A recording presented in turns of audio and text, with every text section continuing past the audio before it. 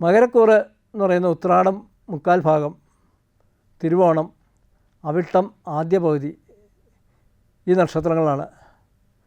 മകരക്കൂറുകാർക്ക് പൊതുവെ താഴത്തോട്ടുള്ളൊരു വലിവ് എല്ലായ്പ്പോഴും കൂടുതലാണ്. എന്നാൽ ഏഴരശനി മാറുന്നു എന്ന് പറയുന്നത് ഇവർക്ക് അനുകൂലമാണ്. ഏഴരശനി മാറി ഇവർക്ക് ശനി സഹായകമായിട്ട് മാറുന്നൊരു കാലഘട്ടമാണ്. എന്നാൽ 7ൽ നിൽക്കുന്ന ചൊവ്വ ഇവർക്ക് ദാമ്പത്യത്തിൽ പ്രശ്നങ്ങളുണ്ടാക്കും. എന്നാൽ ദാമ്പത്യ നാശം എന്ന് പറയുന്ന അവസ്ഥയിലില്ലെങ്കിൽ പോലും ദാമ്പത്യത്തിൽ പ്രശ്നങ്ങൾ കൂട്ടുന്ന അവസ്ഥ, അതാണ് ഇവർക്ക് പൊതുവെ കാണുന്നത്. പിന്നെ സാമ്പത്തിക പ്രശ്നങ്ങൾ കൂടുതലായിരിക്കും.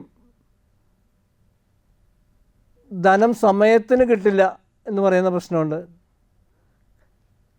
ഇപ്പോൾ ബാങ്കിൽ കിടക്കുന്ന പൈസയാണെങ്കിൽ പോലും സമയത്ത് എടുക്കാൻ പറ്റാത്ത അവസ്ഥ വരിക, ATM കാർഡ് കൈവശമില്ലാതെ വരിക ആവശ്യ സമയത്ത്, അങ്ങനെയുള്ള പ്രശ്നങ്ങളൊക്കെ സംഭവിക്കാവുന്നതാണ്.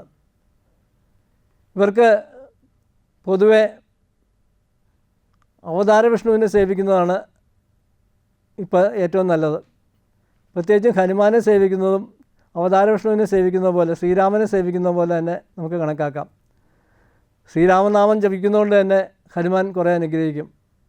അതുകൊണ്ട് ഹനുമാനെ സേവിക്കുക, ശ്രീരാമൻ്റെ നാമം ജപിക്കുക, രാമരാമ ജപിക്കുക, ഇതൊക്കെ ഇവർക്ക് വളരെ സഹായകമാണ്.